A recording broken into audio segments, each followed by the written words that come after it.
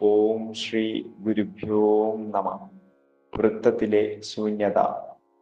ആദ്യം ഞാൻ എന്നെ സ്നേഹിച്ചിരിക്കണം, എങ്കിൽ മാത്രമേ സത്തയിലെത്തുവാനാകൂ. ഇങ്ങനെ പറയുമ്പോൾ നമുക്ക് തോന്നാം, ഞാൻ എന്നെ സ്നേഹിക്കുന്നുണ്ടല്ലോ എന്ന്. പക്ഷേ ഒന്ന് ചിന്തിച്ചു നോക്കൂ, ഞാൻ എന്നെ സ്നേഹിക്കുക എന്നത് എളുപ്പമുള്ള കാര്യമല്ല എന്നതാണ് അതിൻ്റെ യഥാർത്ഥ സത്യം. എന്താണ് എനിക്ക് എന്നെ സ്നേഹിക്കുവാൻ പറ്റുന്നില്ല എന്ന് പറയുവാൻ കാരണം? ചിന്തിക്കുന്നവന് മനസ്സിലാകും, ഞാൻ എന്നെ കുറ്റപ്പെടുത്തുന്നില്ലേ? മറ്റുള്ളവരുമായി ഞാൻ എന്നെ താരതമ്യം ചെയ്യുന്നില്ലേ? പലപ്പോഴും ഞാൻ നിരാശാവാനാകുന്നില്ലേ? ഇതെല്ലാം തന്നെയാണ് ഞാൻ എന്നെ സ്നേഹിക്കുന്നില്ല എന്ന് പറയുന്നതിൻ്റെ അർത്ഥം. ഇനി മുതൽ ഞാൻ എന്നെ അങ്ങ് സ്നേഹിക്കാം എന്ന് തീരുമാനം എടുക്കാനും സാധിക്കുമോ? അതും എളുപ്പമല്ല. കാരണം മനസ്സും വാസനയും മറ്റും നിറഞ്ഞിരിക്കുന്ന എന്നെയല്ലേ എനിക്കറിയൂ. അപ്പോൾ അതിൻ്റെ എല്ലാം ആകെ തുകയായിരിക്കുന്ന എന്നെയല്ലേ ഞാൻ സ്നേഹിക്കേണ്ടത്. അങ്ങനെയുള്ള എന്നെ സ്നേഹിച്ചതിൻ്റെ ഫലമാണ് മേൽപ്പറഞ്ഞ അവസ്ഥയിൽ ഒരാൾ വന്നെത്തിയിരിക്കുന്നത്. നല്ലവണ്ണം ആത്മവിശകലനം ചെയ്യുന്നവർക്ക് അത് മനസ്സിലാകും. വൃത്തത്തിലെ ശൂന്യത എന്ന ഈ രചന വായിക്കുമ്പോൾ ചിലപ്പോൾ നമുക്ക് ഇഷ്ടപ്പെടുകയില്ലായിരിക്കും. എന്താണ് ഇതിൽ പറയുന്നത്? ഇങ്ങനെയാണോ പറയേണ്ടത്? കാടുകയറി പറയുന്നില്ലേ? പരസ്പരം ബന്ധമില്ലാത്തതല്ലേ പറയുന്നത്? ഇത്രയും കാര്യങ്ങളെ ഗൗരവമാക്കണമോ എന്നെല്ലാം ചിന്തിക്കാം. ഈ ചിന്തകൾ വരുന്നത് എവിടെ നിന്നാണ്? മനസ്സിൽ നിന്നല്ലേ. വൃത്തത്തിലെ ശൂന്യത മനസ്സിന് വേണ്ടിയുള്ളതല്ല. അതിനാൽ ഇതിലെ ഓരോ വരിയും മനസ്സിനെ ദഹിക്കാത്തതാണ്. എന്നാൽ വൃത്തത്തിലെ ശൂന്യത നിരീക്ഷകനുള്ളതാണ്. നിരീക്ഷകനെ അറിയുവാനുള്ളതാണ്. നിരീക്ഷകനെ അന്വേഷിക്കുന്നവനോ നിരീക്ഷകൻ ഉണർന്നവനോ മാത്രമേ ഈ രചന ദഹിക്കുകയുള്ളൂ. അല്ലാത്തവർക്ക് ഇവ അവനിൽ സംഘർഷം ജനിപ്പിക്കും. ഓർക്കുക, എല്ലാത്തരം സംഘർഷങ്ങളും മനസ്സിന്റെ സൃഷ്ടിയാണ്. നിരീക്ഷകനിൽ സംഘർഷം ഇല്ലേയില്ല. സംഘർഷത്തിലാണ് എല്ലാവരും. അതിൻ്റെ അമർഷത്തിലാണ് എല്ലാവരും.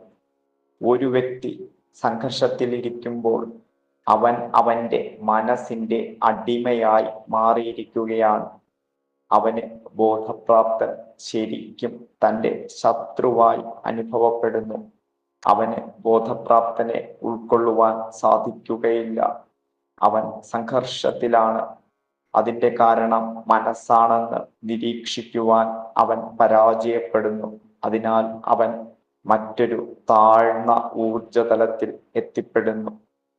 അങ്ങനെ നിൽക്കുന്ന അവനെ അവൻ സ്നേഹിക്കുവാൻ തുടങ്ങിയാൽ അവിടെ നിരീക്ഷകനായിരിക്കുമോ ഉണ്ടായിരിക്കുന്നത്? ചിന്തിക്കുക. സംഘർഷം ഉള്ളിൽ വന്നാൽ ക്രമേണ അത് വാക്കുകളിൽ കൂടി പുറത്തു വരുന്നു. ഉള്ളിലെ സംഘർഷത്തിന് നമ്മൾ അണിഞ്ഞിരിക്കുന്ന മുഖംമൂടിക്കുള്ളിൽ അധിക നാൾ അടങ്ങിയിരിക്കുവാൻ സാധിക്കില്ല. അത് വാക്കിലൂടെയും പ്രവൃത്തിയിലൂടെയും പുറത്തു വരുന്നു. അവൻ മനസ്സിന്റെ പിടിയിൽ പെട്ടുപോകുന്നു. അവൻ സത്തയിൽ നിന്നും അകലുന്നു. നിരീക്ഷകനിൽ സംഘർഷമില്ലല്ലോ. അങ്ങനെയുള്ള ഒരുവൻ എപ്രകാരമായിരിക്കും നിൽക്കുക? അവൻ ശാന്തനും ആനന്ദവാനുമായിരിക്കില്ലേ? അവനെ സംഘർഷത്തിലെത്തിക്കുവാൻ മനസ്സിന് സാധിക്കില്ലല്ലോ. അവൻ നിരീക്ഷകനായിരിക്കുകയില്ലേ? നോക്കൂ, സത്തയെ ഇവിടെയുള്ളൂ. അതറിയുവാൻ മനസ്സിനെ അടക്കം എല്ലാറ്റിനെയും നോക്കുന്ന നിരീക്ഷകൻ വേണം എന്ന ഏറ്റവും നിസാരവും ലളിതവുമായ കാര്യമേ പറയാനുള്ളൂ. അത് മാത്രമേ ഒരു ബോധപ്രാപ്തന് സാധകരോട് പറയാനുള്ളൂ. എന്നാൽ അത് എന്തുകൊണ്ട് സാധകനിൽ മാറ്റം വരുത്തുന്നില്ല? കാരണം ഇത് ബുദ്ധിപരമായി മാത്രം അറിഞ്ഞാൽ മതിയോ? പോരാ. അങ്ങനെ അറിഞ്ഞു എന്ന് വച്ച് നമ്മളിൽ മാറ്റം വരണമെന്നില്ല.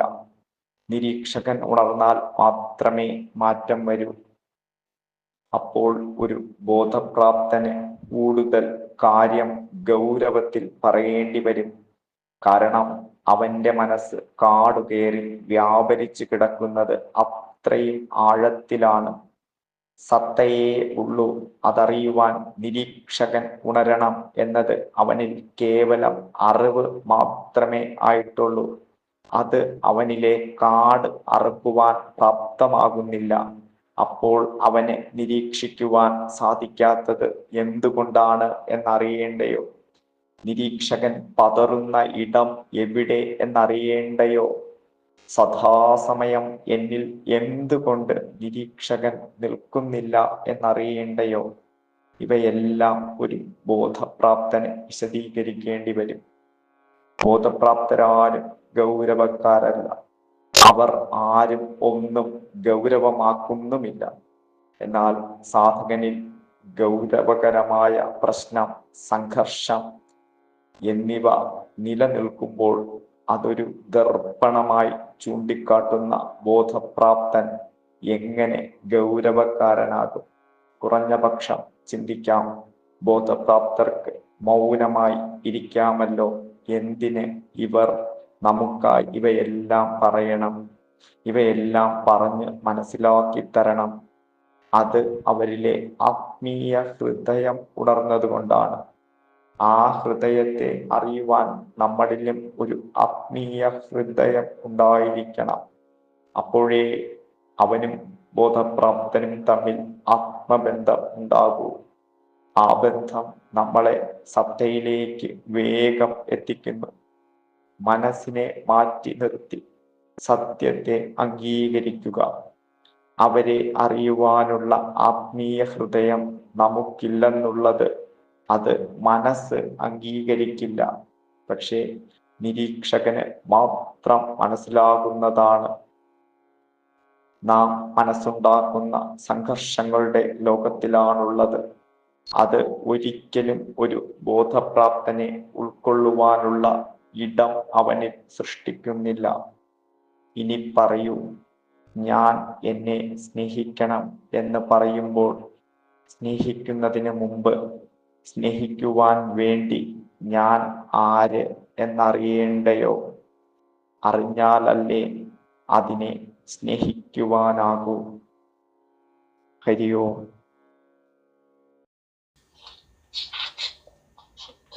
ഇന്ന് 22 ജൂലൈയിലെ വൃത്തത്തിലെ ശൂന്യതയിൽ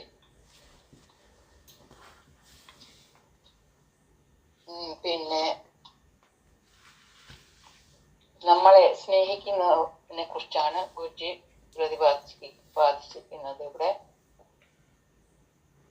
ഇതിനകത്ത് തുടക്കത്തിൽ ഗുരുജി ഒരു കാര്യം പറയുന്നുണ്ട്. ഞാൻ എന്നെ സ്നേഹിക്കണം എങ്കിൽ സത്തയിലേക്ക് എത്തുവാൻ ആകൂ.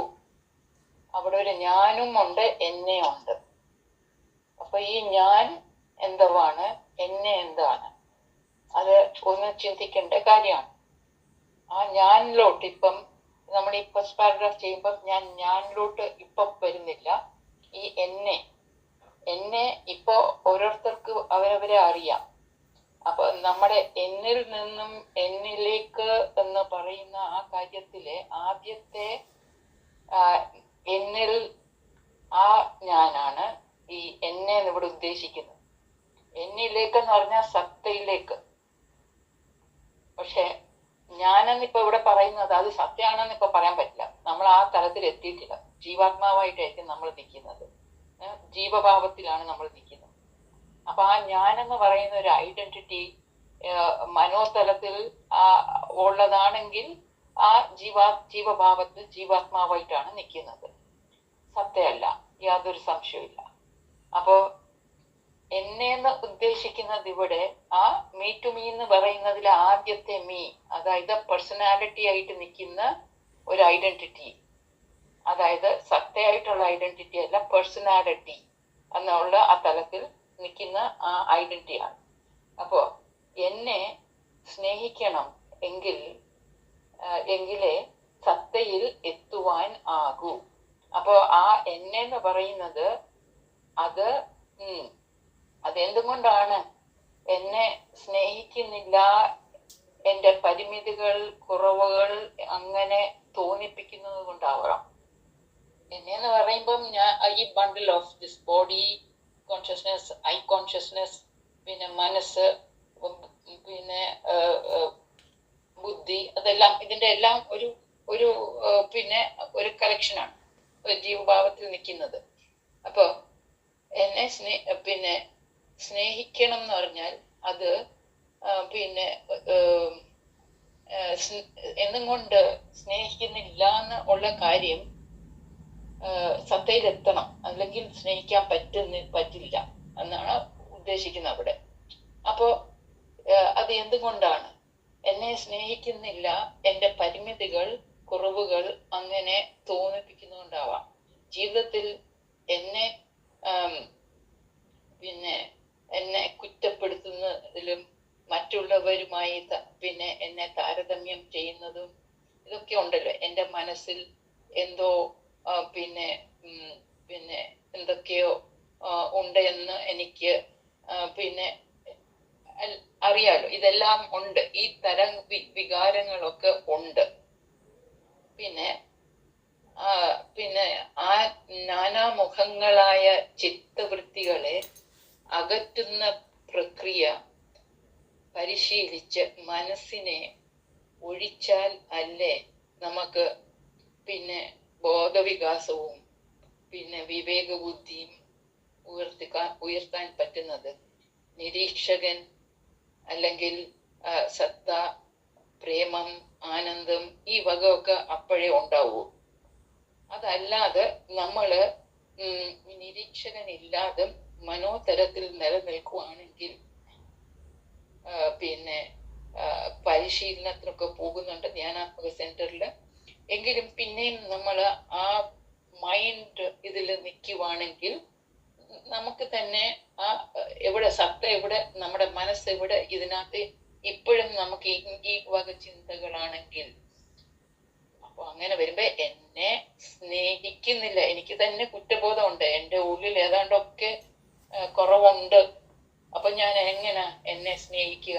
ഞാൻ മാറേണ്ടതുണ്ട്, എന്നെ മാറ്റണം. ഞാൻ എന്ന് പറയുന്നില്ല, ഞാൻ എന്നെ മാറ്റണം, എന്നിൽ കുറവുണ്ട്.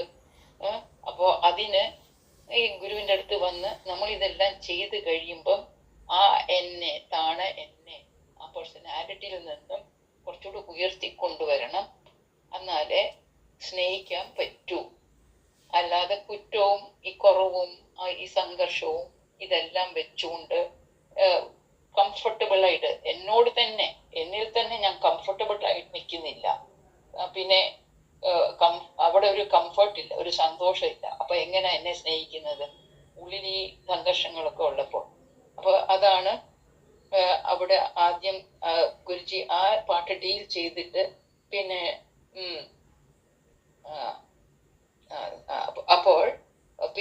അപ്പോൾ അങ്ങനെ വരുമ്പോ പിന്നെ അഹംഭാവവും പിന്നെ അഹംഭാവത്തിന്റെയും നിരാശയുടെയും തെറ്റിദ്ധാരണകളുടെയും ഒക്കെ പിന്നെ ആകത്തുക ആയിരിക്കുന്ന എന്നെ അല്ലേ ഞാൻ സ്നേഹിക്കേണ്ടത്? അതിനകത്ത് പറയുന്നുണ്ട്. അതാണ്, അത് കുറവുള്ളതാണ്. അങ്ങനെ പിന്നെ സ്നേഹമെന്ന് പറയുന്നത് ഒരു ദിവ്യമായിക്കോട്ടെ എങ്ങനെങ്കിലും ആയിക്കോട്ടെ, അത് വരുന്നത് ആ സത്ത എന്ന ഒരു നമ്മുടെ എസെൻസ് ആണത്. അപ്പോ ഇതൊക്കെ ഉണ്ടെങ്കിൽ അത് അവിടെ എത്തുന്നില്ലല്ലോ, ആ തലത്തിൽ നമ്മൾ എത്തുന്നില്ല. അതിന്റെ മീനിങ് എന്താണെന്ന് പറഞ്ഞാൽ, ഈ ആകത്തുകയായിട്ട് നിന്നത് നമ്മൾ ജീവഭാവത്തിൽ നിന്നാണ്. ഈ ജീവാത്മാവിന്റെ തലത്തിൽ നിന്ന് ഞാൻ പൂർണ്ണനല്ല, ഞാൻ പൂർണ്ണമായും സ്നേഹിക്കാൻ എനിക്ക് പറ്റുകയില്ല എന്ന് മാത്രമല്ല, വൃത്തത്തിലെ ശൂന്യതയിലെ ഉള്ളടക്കം അങ്ങനെയുണ്ടൊരു കാര്യം. ഈ വക കാര്യങ്ങളൊക്കെ ഇങ്ങനെ കിടക്കുന്നത് കൊണ്ട് നമുക്ക് പൂർണ്ണമായിട്ട് നമ്മളെ സ്നേഹിക്കാൻ പറ്റുന്നില്ല. അപ്പൊ അങ്ങനെ വരുമ്പം ഞാൻ എന്നെ സ്നേഹിക്കണം എന്ന് ആദ്യം പറഞ്ഞത് അവിടുത്തെ ആ ഞാൻ അപ്പം ജീവഭാവത്തിൽ നിൽക്കുന്നതാണ്, സത്തയല്ല. ആ ഞാന്, ആകത്തുകയായ ഞാന്, അതാണ് അവിടെ ആദ്യമുള്ളത്. അപ്പോ പിന്നെ അങ്ങോട്ട് പോകുമ്പം ആ തലത്തിൽ നിൽക്കുന്ന ഞാൻ അവിടെ വേറെ ഇത് പ്രയാസങ്ങൾ എന്താണെന്ന് പറഞ്ഞാൽ പിന്നെ ഇതിന്റെ വേറെ ഒരു സൈഡ് എഫക്റ്റ് എന്താണെന്ന് പറഞ്ഞാൽ പിന്നെ നമ്മളെ സ്നേഹിക്കാൻ പറ്റുന്നില്ല, പൂർണ്ണമായിട്ട് സ്നേഹിക്കാൻ പറ്റുന്നില്ലെന്ന് മാത്രമല്ല, വേറെ ഒരു കാര്യം കൂടെ ഉണ്ട്. വൃത്തത്തിലെ ശൂന്യതയിൽ ഉള്ളടക്കം ഇഷ്ടപ്പെടുകയില്ലായിരിക്കും, മനസ്സിലാക്കുകയില്ലായിരിക്കും. അഗാധമായിട്ട് അതിനെക്കുറിച്ച്, ആ വിഷയത്തിനെ കുറിച്ച് പറയുമ്പം ഒരു ഇഷ്ടമില്ലായ്മ ഉണ്ടാകാം. അത് വളരെ പിന്നെ ഗൗരവമായിട്ടുള്ള കാര്യങ്ങളാണ്, എന്തിനാ ഡ്രൈ ആണ്, അതൊക്കെ അങ്ങനെ തോന്നിയേക്കാം. ആർക്ക് തോന്നും? എനിക്ക് തോന്നും. എനിക്കെന്ന് പറഞ്ഞാൽ നമ്മൾ സാധകര്, ഈ തലത്തിൽ നിൽക്കുന്ന സാധകരാണെങ്കിലും ആരായാലും, അപ്പൊ എനിക്കിങ്ങനൊക്കെ തോന്നാം. അത് അങ്ങനെ തോന്നുന്നത് മനോതലത്തിൽ ഞാൻ നിലനിൽക്കുന്നതും കൊണ്ടാണ്. വൃത്തത്തിലെ ശൂന്യത മനസ്സ് ഗ്രഹിക്കുകയില്ല. നേരെ മറിച്ച് മനസ്സ് ശൂന്യമാകുമ്പോൾ, അതായത് ഒരു ധ്യാനാത്മക മനസ്സ് ആയി മാറുമ്പോൾ, വിവേക ബുദ്ധി ഉണർന്ന് ഈ വക കാര്യങ്ങളൊക്കെ ഗ്രഹിക്കാൻ പറ്റുകയുള്ളൂ. അതായത് നിരീക്ഷകനെ നിരീക്ഷിക്കുന്നവനും നിരീക്ഷകനെ നിരീക്ഷിക്കാൻ അനുവദിക്കുന്നവനും മാത്രമേ വൃത്തത്തിലെ ശൂന്യതയിലെ ഉള്ളടക്കം ഗ്രഹിക്കാനും സ്വീകരിക്കാനും ഉൾക്കൊള്ളുവാനും പറ്റും. അല്ലാത്തവർക്ക്, അതായത് മനോതലത്തിൽ നിൽക്കുന്നവർക്ക് ഈ മെസ്സേജസ് സംഘർഷങ്ങൾ ജനിപ്പിക്കും. എന്നാൽ നിരീക്ഷകനും ഇല്ല. അപ്പൊ അങ്ങനെ വരുമ്പം ഒരു വല്ലാത്ത ഒരു അവസ്ഥയാണ്. അപ്പൊ ആ മനസ്സിന്റെ കാര്യമാണ് പിന്നെ അവിടെ ഉണ്ടാകുന്ന ആ പ്രയാസങ്ങള്. സംഘർഷങ്ങൾ ഉണ്ടാകുമ്പോൾ അമർഷവും ഉണ്ടാകും. അങ്ങനെ പിന്നെ തളരുമ്പോൾ ബോധപ്രാപ്തനിൽ നിന്ന് അകലും. ഗുരുവിന്റെ മെസ്സേജസ് ഗുരുവിനെയും ഉൾക്കൊള്ളാൻ സാധിക്കാതെ വരും. മനസ്സിന്റെ പിടിയിൽപ്പെട്ട് ഒരു ലോവർ എനർജി ലെവലിലോട്ട് മാറും. ക്രമേണ വീർപ്പുമുട്ടൽ പുറത്ത് പ്രകടമാകും. അതായത് വാക്കുകളുടെയും എന്ത് പറഞ്ഞാലും നമുക്ക് ഇങ്ങനൊക്കെ ഈ ഒരു ലോവർ എനർജി ലെവലിൽ പോയാലും ഈ ആത്മീയപാതയിൽ സഞ്ചരിക്കുന്നവർ ഗുരുവിന്റെ അടുത്ത് വന്നതിന് ശേഷം പിന്നെ അവർക്ക് ഇത് വിടാൻ പറ്റത്തില്ല.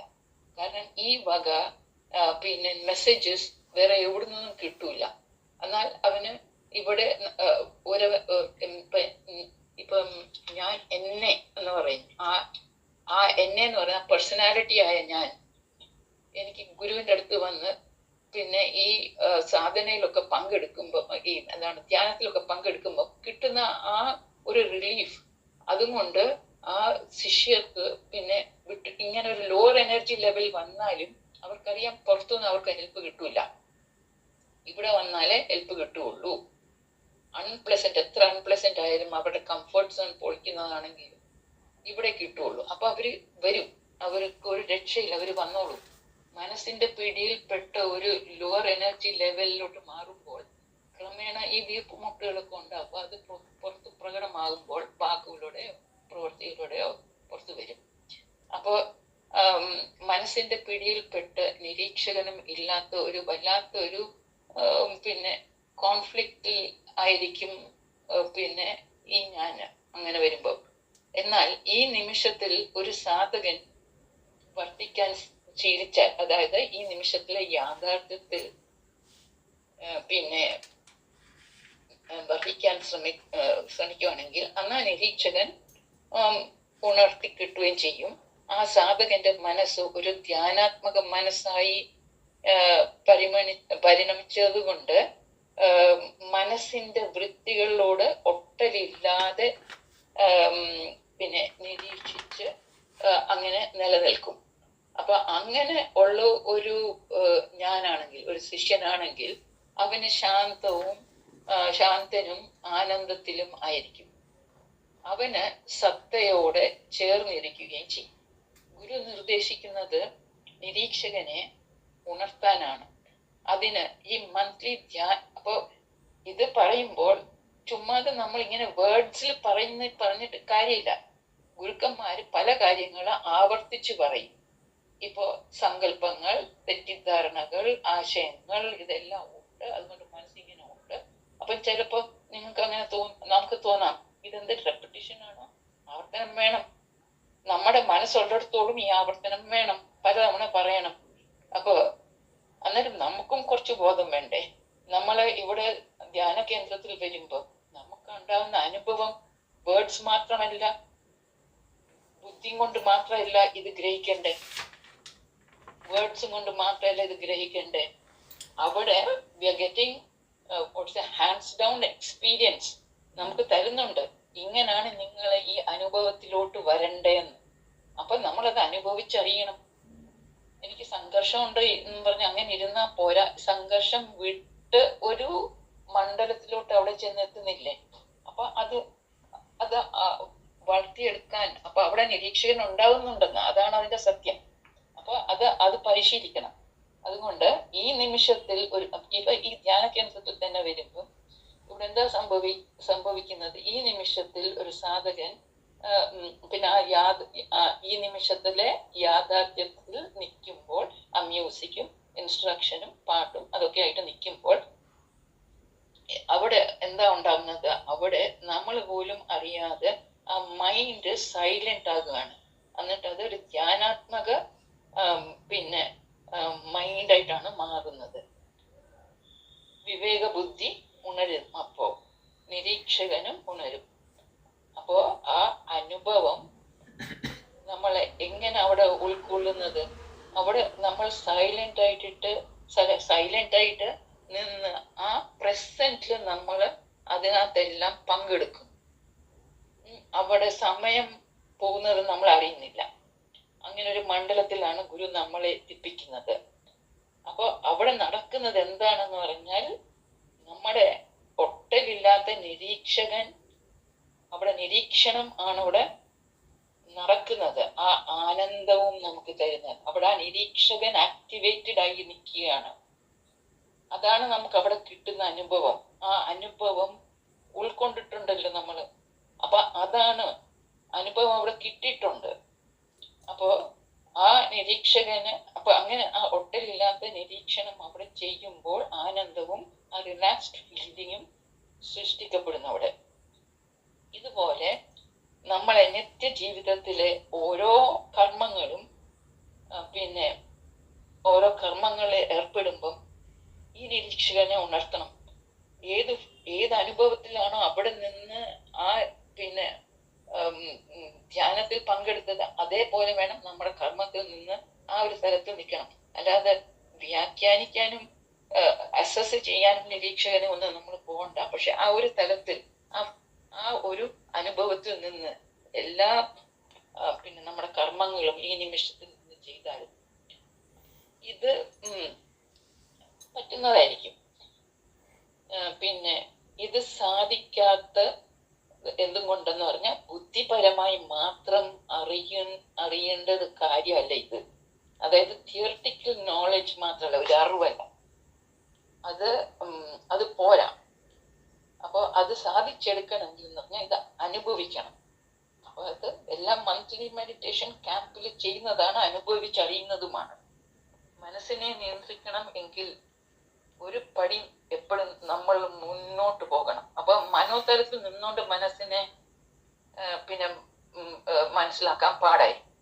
അപ്പൊ നമ്മൾ കുറച്ചുകൂടി ഒരു ഹയർ ലെവലിലോട്ട് പോകണം. അപ്പൊ പ്രകൃതി തന്നിരിക്കുന്ന നമുക്ക് വേറെ ഉപകരണങ്ങളുണ്ടല്ലോ, ബുദ്ധിയും അല്ലെങ്കിൽ ഒരു വിവേക ബുദ്ധി അങ്ങനെയൊക്കെ ഉണ്ടല്ലോ. ആ ഒരു തലത്തിലോട്ട് നമ്മൾ പോകേണ്ടി വരും.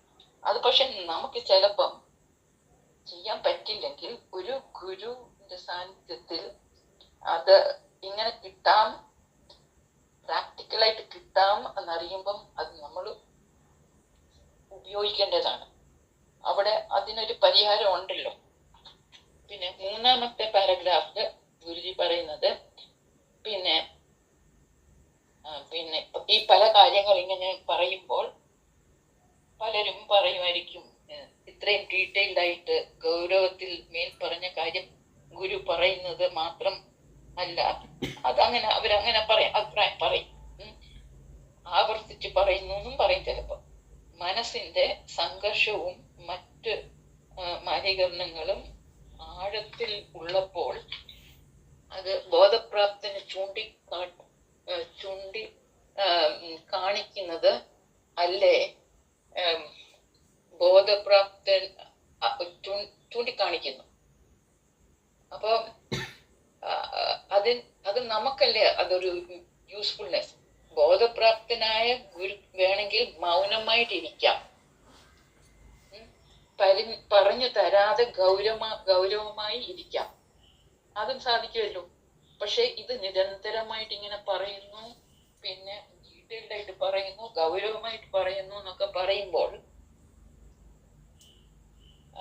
പിന്നെ ഈ ഒരു രീതിയിൽ വേണമെങ്കിൽ ഗുരു ചെയ്യായിരുന്നു. പക്ഷെ അതിന് പകരം ഗൗരവകരമായ പ്രശ്നം ഒരു ശിഷ്യനിൽ കണ്ട് അറിഞ്ഞപ്പോഴാണ് ആ പ്രശ്നങ്ങളെ പരിഹരിക്കാൻ ഉള്ള മാർഗനിർദ്ദേശം പിന്നെ ഗുരു നമുക്ക് തരുന്നത്. യുദ്ധത്തിലെ ശൂന്യത, പിന്നെ ശൂന്യമായ വാക്കുകൾ, അഹങ്കരിക്കൽ, ഇതിലെല്ലാം ആവർത്തിച്ച് പറഞ്ഞ് മനസ്സിലാക്കി തരുന്നത്.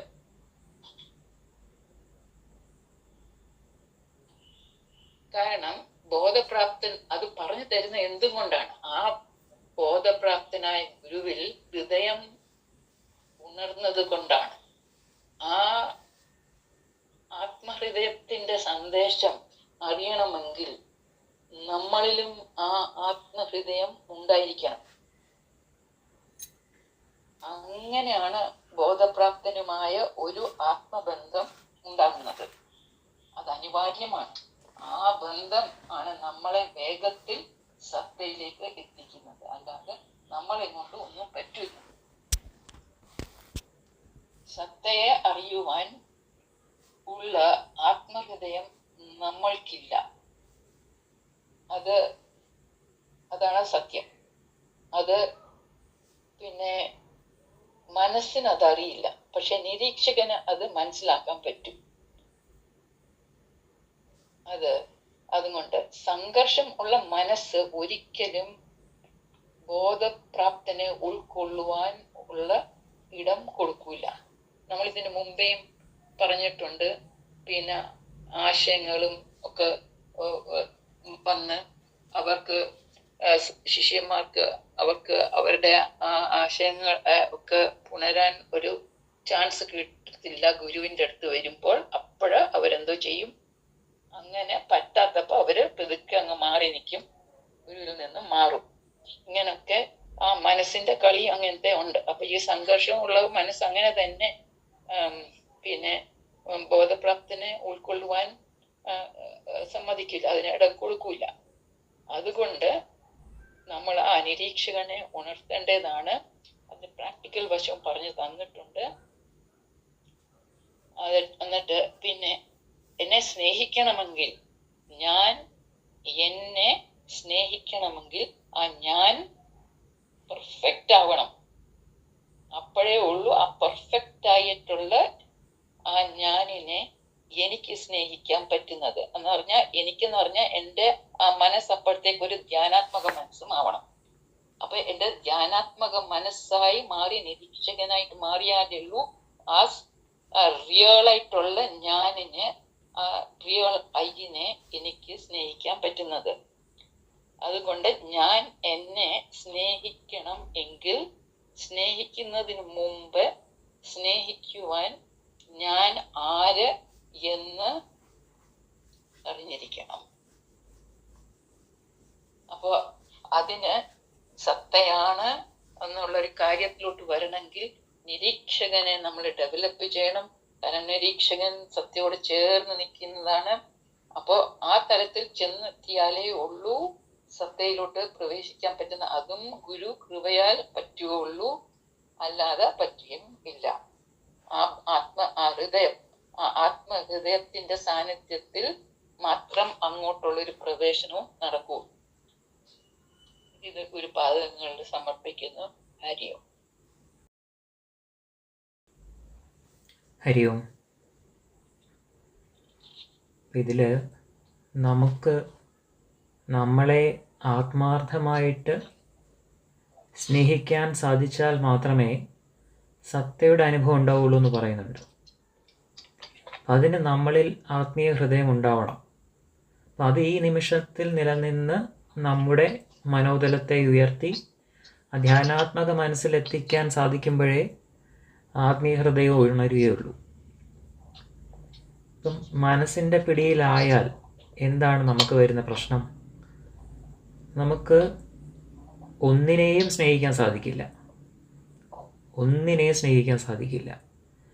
എന്നാൽ അത് നമ്മൾ തിരിച്ചറിയുന്നുണ്ടാവില്ല ആ മനസ്സിൻ്റെ പിടിയിലാവുമ്പോൾ.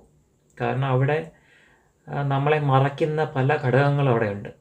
നമ്മളെ ആ സ്നേഹത്തിൽ നിന്നും അകറ്റുന്ന പല ഘടകങ്ങളുണ്ട്. സ്വാർത്ഥതയുണ്ട്, വാസനകളുണ്ട്, അസൂയ ഉണ്ടാവാം, വ്യാഖ്യാനങ്ങളുണ്ടാവാം.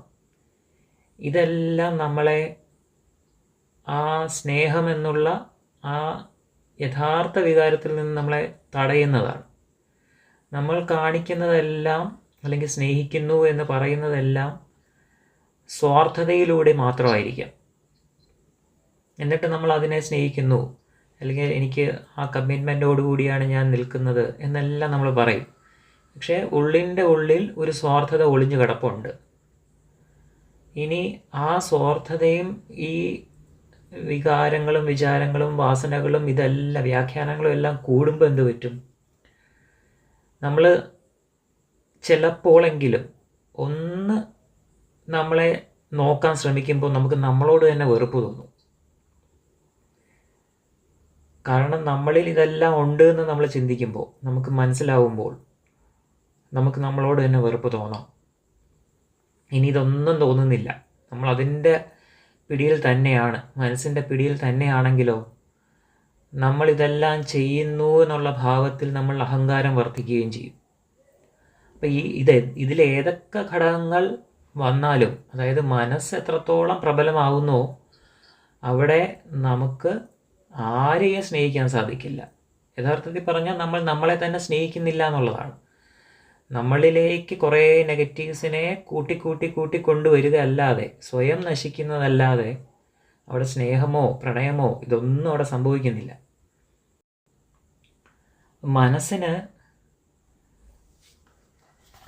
മനസ്സിന് ഇഷ്ടപ്പെടുന്നതല്ല യഥാർത്ഥത്തിൽ നമ്മൾ ചർച്ച ചെയ്യുന്നത്. കാരണം നിരീക്ഷകനെ ഉണർത്തിയാൽ മനസ്സിന് സ്നേഹിക്കാൻ സാധ്യമല്ലാതെയാവും. അതായത് മനസ്സിനെ സ്നേഹിക്കാൻ സാധ്യമല്ലാതെയാവും. അവിടെ മനസ്സെന്ത് പറ്റും? സംഘർഷാവസ്ഥയിലോട്ട് പോകും. കാരണം അവിടെ നിരീക്ഷകൻ ഉണരുമ്പോൾ മനസ്സിന് പ്രവേശിക്കാൻ പറ്റാത്തിടത്താണ് ആ നിരീക്ഷകൻ നിൽക്കുന്നത്. അപ്പം സ്വാഭാവികമായിട്ട് അവിടെ സംഘർഷാവസ്ഥ വരും.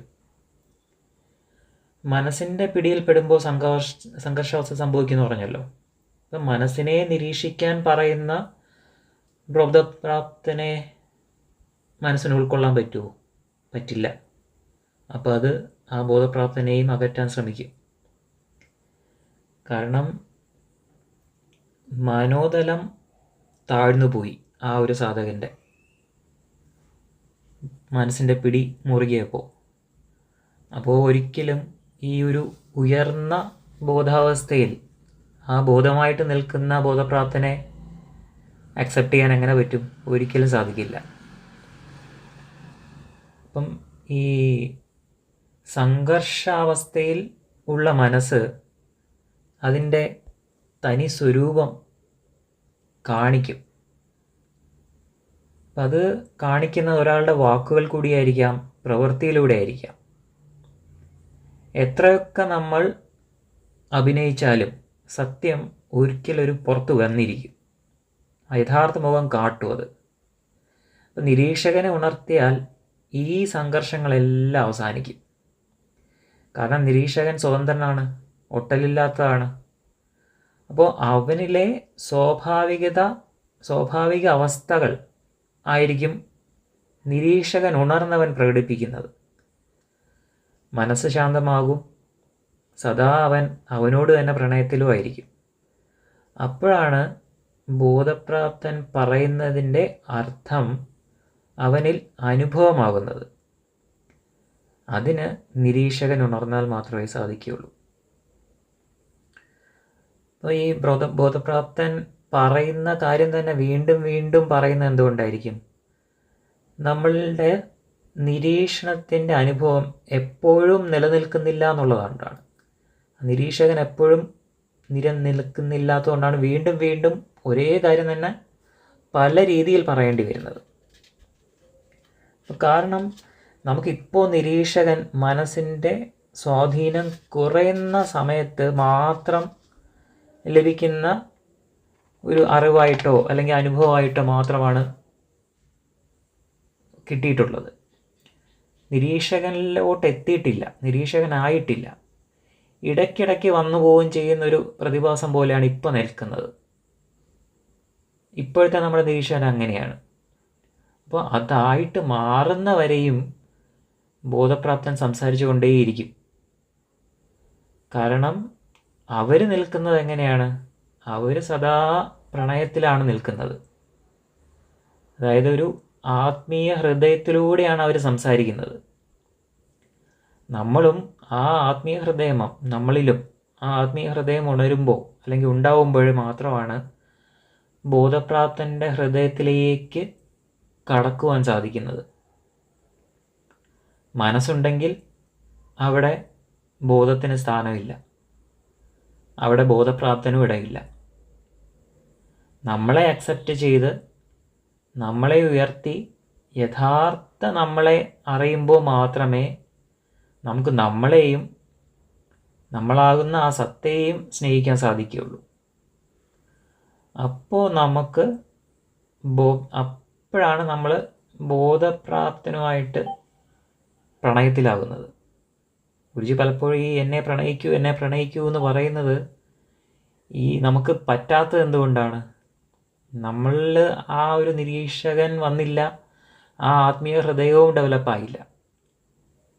അപ്പം അതുകൊണ്ട് ആണ് ആ ഒരു പ്രണയം, അവിടെ ഒരു കണക്ഷൻ, ഹൃദയവുമായിട്ടുള്ള കണക്ഷൻ സംഭവിക്കാത്തത് അതുകൊണ്ടാണ്. അങ്ങനെ എപ്പോഴും സംഭവിക്കുമോ അപ്പോഴും നമ്മളും പ്രണയമായിട്ട് മാറും. ഹരി ഓം, ഹരി ഓം, ഹരി ഓം.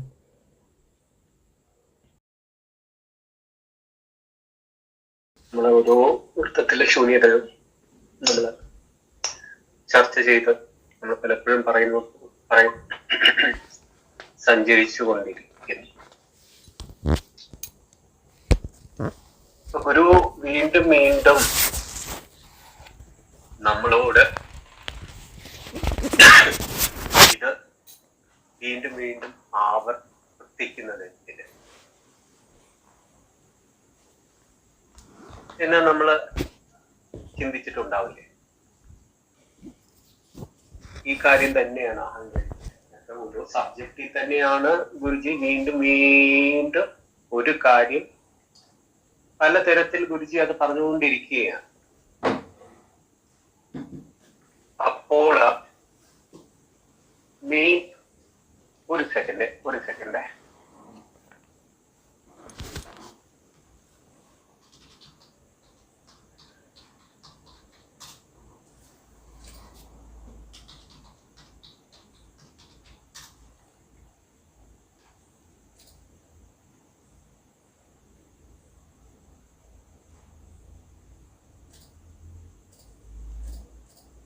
ക്ഷമിക്കണം.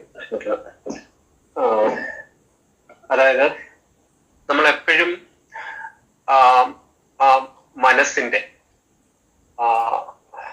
മനസ്സിലാണ് നമ്മൾ നിലനിൽക്കുന്നത്.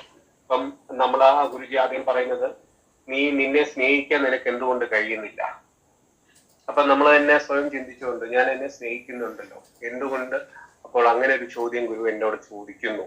ഞാൻ എന്നെ സ്നേഹിക്കുന്നുണ്ട്, എല്ലാ ദിവസവും എന്നെ ഞാൻ നന്നായി നോക്കുന്നുണ്ട്, ഞാൻ ശുദ്ധമായിട്ട് വസ്ത്രം ധരിക്കുന്നുണ്ട്, നല്ല എല്ലാവരോടും പുഞ്ചിരിച്ച് നമ്മൾ പെരുമാറുന്നുണ്ട്, എല്ലാ കാര്യങ്ങളും നമ്മൾ നോക്കി മുമ്പോട്ട് പോകുന്നുണ്ട്. അപ്പോഴാണ് അപ്പൊ ഒരു സാധകനെ സംബന്ധിച്ചിടത്തോളം ആ ചോദ്യം അവന്റെ ഉള്ളിലേക്ക് ശരിക്കും തറച്ച് കയറും. യഥാർത്ഥത്തില് ഞാൻ എന്നെ സ്നേഹിക്കുന്നുണ്ടോ? അപ്പോഴത്തേക്ക് അദ്ദേഹം തന്നെയല്ല, സാധാരണ വ്യക്തിയാണ്, എനിക്ക് ശരിക്കും എന്നെ ഈ രൂപത്തിൽ സ്നേഹിക്കാൻ കഴിയുമോ? അപ്പൊ എന്റെ ഉള്ളിലേക്ക് ഞാൻ നോക്കുമ്പോഴത്തേക്ക് ഞാൻ കാണുന്നതെന്ന് പറയുന്നതില് എന്നില് രൂഢമൂലമായിട്ടിരിക്കുന്ന എന്റെ വാസനാ നിബിഡമായ മനസ്സിനെ ഒരു സാധകന് കാണുവാൻ കഴിയും. കാരണം അവൻ സാധന അനുഷ്ഠിച്ചു വരുമ്പം ആന്തരിക യാത്ര അവൻ ചെയ്യുമ്പോൾ അവന് മനസ്സിലാകും അവനില് രൂഢമൂലമായിട്ടിരിക്കുന്ന അറ്റാച്ച്മെന്റ്സും പൊട്ടലുകളും അവന്റെ വാസനകളിനെയും അവന് തിരിച്ചറിയുന്നു.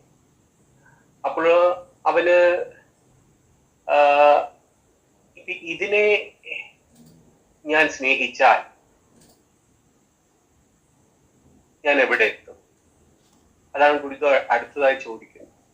അപ്പൊ ഞാൻ യഥാർത്ഥത്തിൽ എന്നെ സ്നേഹിക്കുക എന്ന് പറയുമ്പോൾ ആരെ, എന്തിനെ, എങ്ങനെ സ്നേഹിക്കണം എന്നുള്ളൊരു ചിന്തയാണ്. അതൊരു വല്ലാത്തൊരു ആശയക്കുഴപ്പമാണ്. കാരണം എനിക്കിപ്പോൾ കാണാൻ കഴിയുന്നത് ഇത് മാത്രമാണ്. എന്നാൽ എപ്പോഴൊക്കെയോ ഗുരുവിനോടൊപ്പം നമ്മൾ സഞ്ചരിച്ച് നമ്മള് ഗുരു സന്നിധിയില് നമ്മള് നമ്മുടെ ക്യാമ്പുകളിലും മറ്റും നമ്മൾ പങ്കെടുത്ത് നിത്യസാധന നമ്മൾ അനുഷ്ഠിച്ചു വരുമ്പോൾ അറിഞ്ഞോ അറിയാതെയോ എവിടെയോ ചെറിയ ഇടവേളകളില് നമ്മളില് ഒരു ആനന്ദം നമുക്ക് കിട്ടും. പക്ഷെ അത് ഈ നമ്മുടെ നമ്മളെ സീസൺസ് കണക്ക് തന്നെ അത് മാറിക്കൊണ്ടേയിരിക്കും. അപ്പം അത് പൂർണ്ണമല്ല. കാരണം പ്രകൃതി ഇപ്പോഴും നമ്മളിൽ സ്ഫുരിച്ചുകൊണ്ടിരിക്കുകയാണ്. പ്രകൃതിയുടെ രൂപം എന്ന് പറയുന്നത് ആ മാറ്റത്തിന് വിധേയമാണത്. അതിൻ്റെ അകത്ത് സുഖദുഃഖങ്ങൾ മിശ്രിതമായിരിക്കും. അപ്പം നമുക്ക് പൂർണ്ണമായും നമ്മുടെ കയ്യിലല്ല. അപ്പം നിരീക്ഷകൻ പൂർണ്ണമായും നമ്മൾ ഉണർന്നിട്ടില്ല എന്നുള്ളൊരു വസ്തുതയാണ് അവിടെ നിലനിൽക്കുന്നത്. അപ്പോഴാണ് നമ്മൾ എങ്ങനെ എന്നെ പൂർണ്ണമായും എനിക്ക് കഴിയും. അപ്പോ അവിടെയാണ് ഗുരു വീണ്ടും പറയുന്നത്, നിനക്ക് യഥാർത്ഥ സ്നേഹത്തിലേക്ക് വരണമെങ്കിൽ ആ ഗുരു ഹൃദയം നീ അറിയണം. ഏറ്റവും എളുപ്പമുള്ള വഴി അതാണ്. ഗുരുവിൽ നിന്ന് സദാസമയവും നമ്മിലേക്ക് ഒഴുകുന്ന ആ വലിയ കൃപയുണ്ടല്ലോ, അദ്ദേഹത്തിന്റെ ഒരു കരുതലുണ്ടല്ലോ, നമ്മൾ ഓരോരുത്തരിലേക്ക്, ആ സമൂഹത്തിലേക്ക്, അവരുടെ ജീവിതം, ഗുരുക്കന്മാരുടെ ആ ജീവിതം നമ്മൾ നോക്കണം. അവര് നിലകൊള്ളുന്നത് എന്തിനു വേണ്ടി? അവർ ഒരു നിമിഷം പോലും തൻ്റെതായ എന്തെങ്കിലും ഒരു കാര്യത്തിന് വേണ്ടിയിട്ട് അവർക്ക് നിലകൊള്ളുവാൻ കഴിയില്ല. അവര് നിലകൊള്ളുന്നത് തന്നെ നമുക്ക് വേണ്ടിയിട്ടാണ്. അപ്പം ആ ഒരു വിശാലത, ആ ഹൃദയ വിശാലത, അവരെത്രമാത്രം സന്തോഷവാനാണ്. എപ്പോഴും പുഞ്ചിരിച്ചതോട് മുഖത്തോടെയല്ലേ ഇത് നിൽക്കുന്നത്. ഈ കാര്യങ്ങള് സ്വയം നമ്മോട് ചോദിക്കുവാനും നമ്മള് മനനത്തിന് സ്വയം വിധേയനാകാനും മാറ്റത്തിന് തിരികൊളുത്തുവാനും നമ്മൾ ഓരോരുത്തരും ഉത്തരവാദിയാണ്. നമുക്ക് നമ്മോട് തന്നെ ഒരു വലിയ ഉത്തരവാദിത്വമുണ്ട്. അത് നമ്മളില് ഉണരണം. അതാണ് ഗുരു പലപ്പോഴും ഗുരു സൈലന്റ് ആയി പോകുന്നത്. എത്ര പ്രാവശ്യം പറഞ്ഞാലും നമുക്ക് എത്രമാത്രം നമ്മൾ അടികൊണ്ടാലും എന്തുകൊണ്ട് നമ്മൾ പഠിക്കുന്നില്ല? കാരണം അത്രയും മാത്രം നമ്മൾ അഗാധമായ ഗർത്തങ്ങളിൽ പോയി കിടപ്പുണ്ട്. പക്ഷെ ബോധപ്രാപ്തൻ എങ്ങനെ ഇതിൽ കൂടെ ഒക്കെ നടന്നതൊക്കെയാണ് ബോധപ്രാപ്തിയിൽ എത്തിയിട്ടുള്ളത്. സ്വന്തം മനസ്സിനെ അടിച്ച് മെരുക്കി ഇല്ലാതാക്കി ആ പറയുന്ന നിരീക്ഷകനെ ഉണർത്തി സത്തയിലേക്ക് ലയിച്ച് ആ യാത്ര ചെയ്തത് ആ ബോധപ്രാപ്തൻ അങ്ങനെ തന്നെയാണ് എത്തിയത്. അപ്പോൾ ബോധപ്രാപ്തൻ നമ്മളിൽ നിന്ന് ഓരോരുത്തരിൽ നിന്ന് പ്രതീക്ഷിക്കുന്നതും ആ ഒരു യാത്ര തന്നെയാണ്. ആ ഒരു എന്താണ് ആ ലക്ഷ്യബോധം നമ്മൾ ഓരോരുത്തരിൽ നിന്നും ഓരോ ബോധപ്രാപ്തൻ നമ്മളിൽ നിന്ന് ആ ഒരു ഉത്തരവാദിത്വം ഏറ്റെടുക്കാനുള്ള ഒരു ആർജവം നമ്മളിൽ ഉണ്ടാകണം. അങ്ങനെ ഉള്ളവർക്ക് മാത്രമേ ഒരു ബോധപ്രാപ്തനോടെ സഞ്ചരിക്കുവാനും കഴിയൂ. അതുകൊണ്ട് മാറ്റത്തിന് വിധേയമാകുക, തച്ചുടയ്ക്കേണ്ടതിനെ ഇട്ട് തച്ചുടയ്ക്കുക, ഒറ്റ ഒരു ലക്ഷ്യം. ആ ആത്മീയ ഹൃദയം ഉള്ളിലേക്ക് നിറയ്ക്കുക, ആ നിരീക്ഷകനെ ഉണർത്തുക, ബോധപ്രാപ്തന്റെ ഹൃദയവുമായി ലയിക്കുക. ആ ലക്ഷ്യമാകട്ടെ ഓരോ സാധകരുടെ മുമ്പോട്ടുള്ള ഇനിയുള്ള വഴി. ഹരി ഹരിയോം. ഓം ശ്രീ ഗുരുഭ്യോ നമഃ. ഒരു ഗ്രാമത്തില് കടുത്ത വരൾച്ചയുണ്ടായി. അപ്പോൾ ജനങ്ങളെ പൊറുതിമുട്ടി. കാരണം മഴ പെയ്യുന്നില്ല, ജലാശയങ്ങളൊക്കെ വറ്റി വരണ്ടു. അപ്പൊ അത്ഭുതം പോലെ ഒരു ദിവ്യനായ സന്യാസി അവിടേക്ക് എത്തി. സന്യാസി കാര്യം ധരിപ്പിച്ചു. ഇവിടെ ജലത്തിന്റെ ദൗർലഭ്യം നേരിടുന്നു. അപ്പോൾ പറഞ്ഞു, നമുക്ക് നാളെ ഒരു പൂജ നടത്താം എന്ന് പറഞ്ഞു. നാളെ എല്ലാവരും വന്ന് പങ്കുകൊള്ളുക എന്ന് പറഞ്ഞു അദ്ദേഹം. എല്ലാവരും വന്നെത്തി. സന്യാസി എല്ലാവരെയും നോക്കിയപ്പോ ഒരു കൊച്ചു കുട്ടിയുടെ കയ്യിൽ മാത്രം കൊടയിരിക്കുന്നത് കണ്ടു. അപ്പോൾ ആ സന്യാസി ചോദിച്ചു, നിന്റെ കയ്യിൽ മാത്രം എന്താണ് കൊടയിരിക്കുന്നത്? നീ എന്തുകൊണ്ടാണ് കൊടയുമായി വന്നതെന്ന് ചോദിച്ചു. അപ്പോൾ പറഞ്ഞു, മഴ പെയ്യിക്കാനുള്ള പൂജയല്ലേ നടക്കാൻ പോകുന്നത്. അപ്പോൾ മഴ പെയ്യുമല്ലോ, അപ്പോൾ കൊട കൊണ്ടുവരാതിരിക്കുന്നത് എങ്ങനെ എന്ന് ചോദിച്ചു. അവിടെ കൂടി നിന്നവരിൽ ആരെയും കൊടയില്ലായിരുന്നില്ല. അപ്പോൾ അവര് ഇതേപോലെയാണ് അവര് സത്യത്തിൽ നാണിച്ച് തല താഴ്ത്തി എന്ന് പറയാം. ഇവിടെ നമ്മൾ ഇത് ഇതുപോലെയാണ് ബോധപ്രാപ്തന്റെ വാക്കുകൾ കേൾക്കുന്നവരെ. അതില് 1000-ലൊരുവനോ 100-ലൊരുവനോ ഒക്കെ അത് മനസ്സിലാക്കി എടുക്കുകയുള്ളൂ. എന്നാലും ബോധപ്രാപ്തൻ ഇങ്ങനെ പറഞ്ഞുകൊണ്ടേയിരിക്കും. എന്തിന്? ബോധപ്രാപ്തന്റെ ലക്ഷ്യം എന്താണ്? ആ ബോധം മറ്റുള്ളവരിലേക്ക് എത്തിക്കുക എന്നുള്ളതാണ്. കാരണം ഇവിടെ എന്താണ്? ബോധവും ആ സത്യവും മാത്രമേ ഉള്ളൂ. ആ വൃത്തത്തിലെ ശൂന്യത നമ്മൾക്ക് വായിച്ചു വരുന്ന സമയത്ത് നമുക്ക് മനസ്സിലാക്കാൻ ബുദ്ധിമുട്ടുണ്ട്. മനസ്സില്ലാത്ത ഒരാള് മനസ്സുള്ളവരോടാണ് സംസാരിക്കുന്നത്. അപ്പോൾ ആ വാക്കുകൾ ഗ്രഹിക്കുന്നത് മനസ്സോടുകൂടിയാണ്. അപ്പോൾ വ്യാഖ്യാനങ്ങൾ വരാം. നമ്മൾക്ക് അത് മനസ്സിലാക്കാനുള്ള ബോധവും അത്ര തന്നെ ഉണ്ടാവുകയില്ല. അവിടെയാണ് ആ ബോധപ്രാപ്തന്റെ കാരുണ്യം നമ്മൾ മനസ്സിലാക്കേണ്ടത്. കാരണം ആ നിത്യസത്യമാണ് അദ്ദേഹം ഓരോ നിമിഷവും എഴുതിക്കൊണ്ടിരിക്കുന്നത്. അദ്ദേഹം എഴുതിക്കൊണ്ടേയിരിക്കുകയാണ്. നമുക്കിപ്പോ അറിയാം, 20 വർഷങ്ങളായി അദ്ദേഹം എഴുതിക്കൊണ്ടേയിരിക്കുന്നു, ഓരോ രൂപത്തിൽ, ഓരോ ഭാവത്തില്. എന്നാല് ഒരു വാക്കുകൊണ്ട് അല്ലെ ഒരു അവധു ചിന്ത കൊണ്ട് നമുക്ക് ഉയരാൻ സാധിക്കും. പക്ഷെ എന്തുകൊണ്ട് ഉയർന്നില്ല എന്നുള്ളത് ചോദ്യചിഹ്നമാണ്. കാരണം നമ്മള് മുകളിലേക്കല്ല നോക്കിയത്, താഴേക്കാണ് നോക്കുന്നത്. കാരണം മനസ്സ് വാസനകളെയും വൈകാരിക ഭാവങ്ങളെയും ഉണർത്തി അത് ശരീരത്തിലൂടെ ആസ്വദിക്കാൻ ആഗ്രഹിക്കുന്നു. അപ്പോൾ താഴേക്കുള്ള നോട്ടമാണ് കൂടുതൽ, ആ ശ്രദ്ധയിലാണ് കൂടുതൽ മനസ്സ് നിലനിന്നിരുന്നു മനസ്സിലാക്കേണ്ടിയിരിക്കുന്നു. അപ്പൊ ഇവിടെ നിന്ന് നമുക്ക് മനസ്സിലാക്കേണ്ടത് നമ്മൾ ആ ഊർധ്വഗമനം അല്ലെ മുകളിലേക്കുള്ള യാത്രയാണ് നമ്മൾ ചിന്തിക്കേണ്ടത്.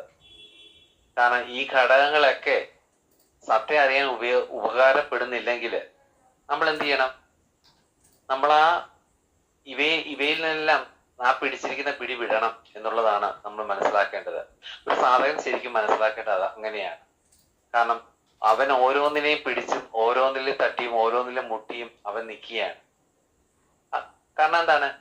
ഇതൊന്നുമല്ല സത്യം, ഇതൊന്നുമല്ല സത്യം എന്നുള്ളത് അവൻ തിരിച്ചറിയേണ്ട വസ്തുത തന്നെയാണ്. അപ്പോൾ എങ്ങനെ അവനെ എങ്ങനെ സ്നേഹിക്കാൻ സാധിക്കും? കാരണം അവനിൽ നിലനിൽക്കുന്നത് പറയില്ലേ, നിലയിലാ കയത്തിൽ നിൽക്കുന്ന വൈകാരിക ഭാവങ്ങളിലും വിചാരവികാരങ്ങളുടെയും ആ കുത്തൊഴുക്കപ്പെട്ട് നിൽക്കുന്നവൻ അവനെ സ്നേഹിക്കാൻ മറന്നുപോകും. അതാണ് വാസ്തവം. കാരണം അവന് അങ്ങനെയുള്ളവൻ എങ്ങനെ മറ്റുള്ളവരെ സ്നേഹിക്കാൻ സാധിക്കും? ഇപ്പം യേശുദേവൻ പറഞ്ഞൊരു ആപ്തവാക്യമുണ്ട്, നിന്നെ പോലെ നിന്റെ അയൽക്കാരനെ സ്നേഹിക്കൂ. അവനെ സ്നേഹിച്ചു തുടങ്ങാത്ത സ്ഥിതിക്ക് മറ്റുള്ളവരെ എങ്ങനെ സ്നേഹിക്കും? അതാണ് വാസ്തവം.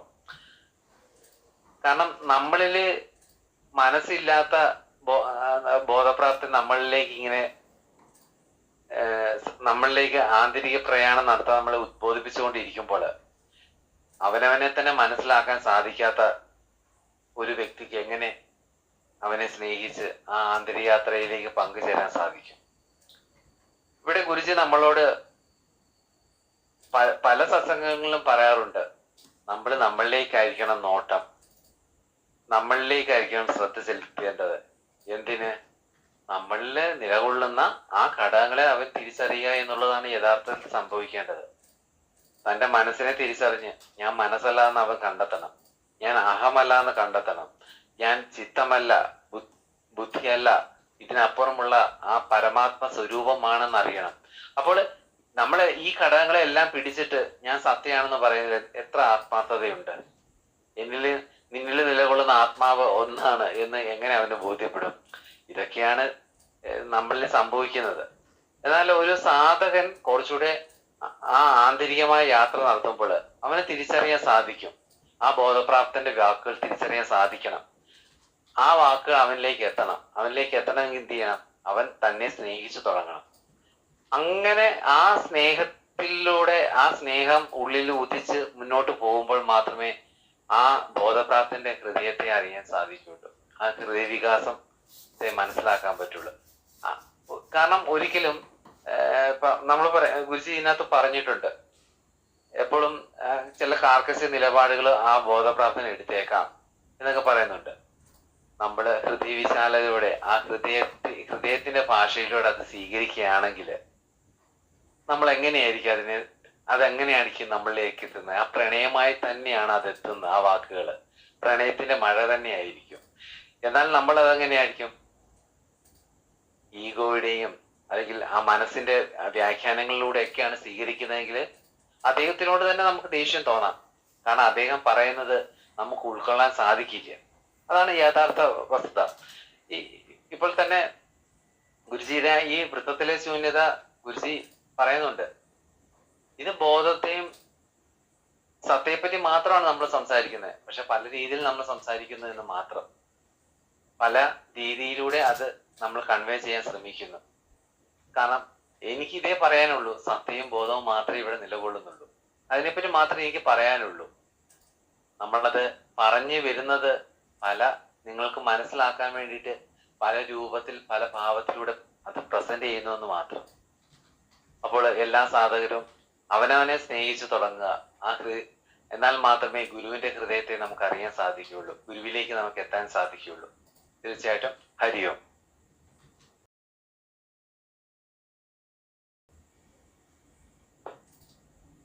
ഹരിയോം. ഓം ഗുരുഭ്യോ നമഃ.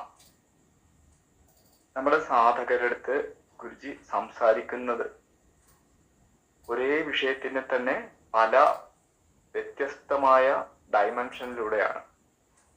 കാരണം ഒരു സാധകന്റെ ഉള്ളിന്റെ ഉള്ളില്, തുടക്കക്കാരനാണെങ്കിൽ പ്രത്യേകിച്ച് പറയണ്ട, മനസ്സിന്റെ ഭാഷ, മനസ്സിന്റെ വികാരങ്ങള്, വാസനകള് ഒക്കെ പല രീതിയിൽ ഒഴുകിക്കൊണ്ടേയിരിക്കുകയാണ്. അകത്ത് പാടുന്ന പാട്ടാണത്. ആ പാട്ടിനെ നിലയ്ക്കാൻ വേണ്ടി, ആ പാട്ടിന്റെ സ്വരം മാറ്റുവാൻ വേണ്ടിയാണ് ബോധപ്രാപ്തനായിട്ടുള്ള ഗുരു ആ ഒരു ഭാഷ, ആ പ്രണയത്തിന്റെ ഹൃദയത്തിന്റെ ഭാഷ ഗുരുവിന്റെ കാർക്കശ്യത്തിലുണ്ട്. ആ ഹൃദയത്തിന്റെ ആഴം. കാരണം നമ്മുടെ അകത്തെ അല്ലെങ്കിൽ എന്തെങ്കിലും അഗാധമായിട്ട് മുഴുകിയ വാസനകൾക്ക് അപ്പുറത്തെത്തിക്കാൻ വേണ്ടി പാടുപെടുന്ന ഗുരുവിന്റെ ഹൃദയമാണ്. അത് നമുക്ക് പലപ്പോഴും തിരിച്ചറിയാനേ പറ്റില്ല. ഈഗോയുടെയോ മനസ്സിന്റെ തലത്തിൽ നിന്നായിരിക്കും ആ ഗുരു പ്രണയത്തെ നമ്മൾ പലപ്പോഴും സ്വീകരിക്കുന്നത്. കാരണം മനസ്സിന് ഇറിറ്റേഷൻ തോന്നും. കാരണം നിരീക്ഷകനില്ലാത്ത അവിടെ പിന്നെ പ്രവർത്തിക്കുന്നത് മനസ്സ് മാത്രമേ പ്രവർത്തിക്കുള്ളൂ. കാരണം നിരീക്ഷകനെ അറിഞ്ഞു കഴിയുമ്പോൾ പിന്നെ അതിനെക്കുറിച്ച് വർണ്ണനകളൊന്നും അവിടെ ഉണ്ടാവാൻ ഒരു സാധ്യതയില്ല.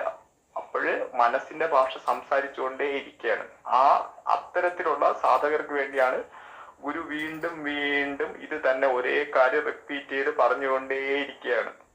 ഗുരുവിന്റെ ഓരോ വാക്കിലും ആ വാക്ക് നമ്മുടെ തന്നെ ഹൃദയത്തില് നമ്മൾ അറിയാതെ കിടക്കുന്ന എത്രയോ കാലം കൊണ്ട് മുഴങ്ങുന്ന, നമുക്ക് കേൾക്കാതെ പോകുന്ന ഒരു പ്രണയത്തിന്റെ ഗാനമാണത്. നമുക്ക് കേൾക്കാൻ പറ്റുന്നില്ല. കാരണം മനസ്സിന്റെയും അഹത്തിന്റെയും എല്ലാം പ്രബലത കൊണ്ട് ആ ഗാനം അവിടെ നമ്മൾ കേൾക്കാതെ അവിടെ കിടക്കുകയാണ്. പക്ഷേ ഗുരു ഭാഷയില്ലാത്ത ഭാഷയിൽ, നിശബ്ദതയിൽ ഒക്കെ ആ ഒരു ഭാഷയിലാണ് നമ്മൾ സംസാരിക്കുന്നത്.